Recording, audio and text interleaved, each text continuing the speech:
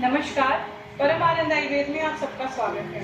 आज की वीडियो में मैं आपको बताऊंगी कि तक्रधारा सोरियासिस में किस प्रकार काम करती है, यानी किस प्रकार बेनिफिशियल है तक्रधारा सोरियासिस में। तो सबसे पहले हम बात करते हैं सोरियासिस के बारे में। इन शॉर्ट मैं आपको बताती हूँ कि सोरियासिस क्या है और किस लिए सोरियासिस की प्रॉब्लम एग्रीवेट होती है, यानी बढ़ जाती है। तो सबसे पहले हम इसके बारे में जानते हैं।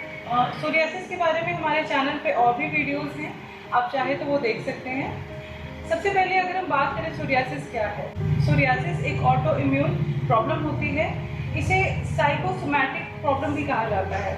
साइकोसोमैटिक प्रॉब्लम यानी ऐसी प्रॉब्लम जो कि फिजिकली अपीयर होती है जब आप स्ट्रेस्ड होते हैं, जब आप बहुत ज़्यादा चिंता करते हैं या फिर आपको एंजाइटी की प्रॉब्लम हो रही है।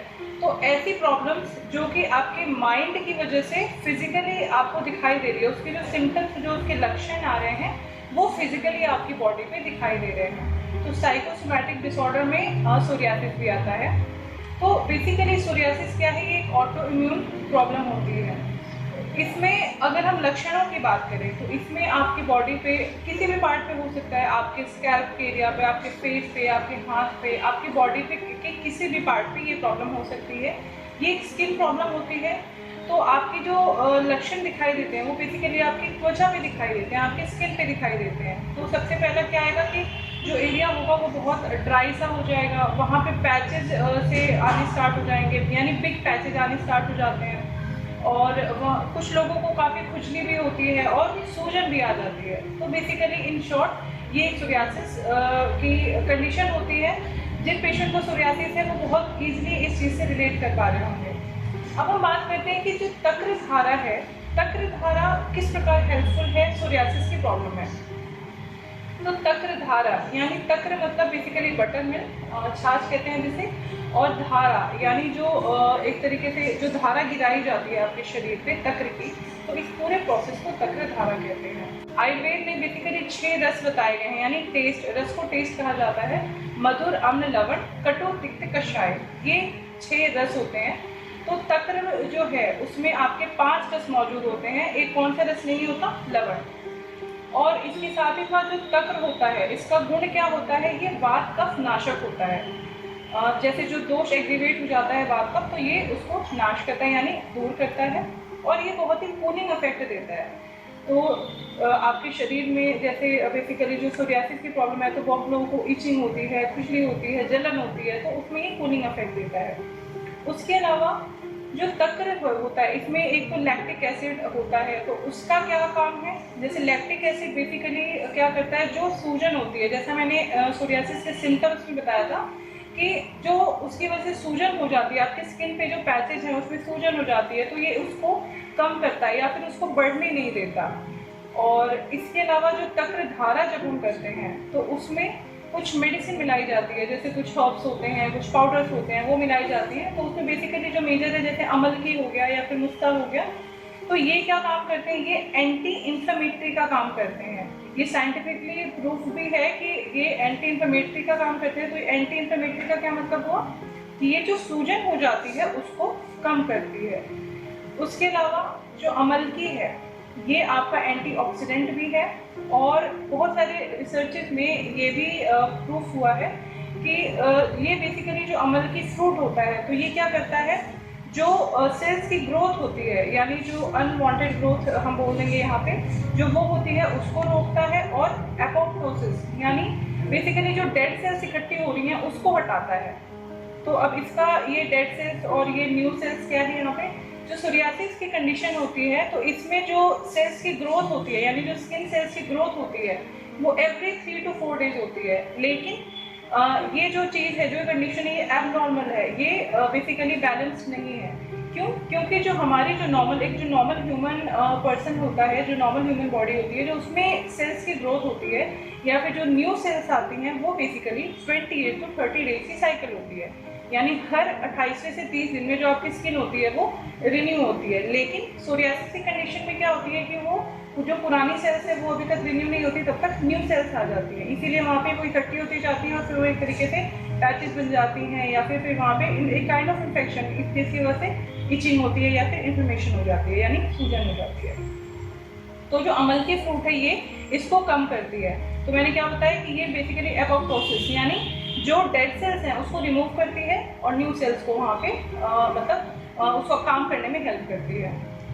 तो ये बात होगी कि तक्रधारा कैसे हेल्प करती है, जो उसमें मेडिसिन हैं वो कैसे काम करती हैं।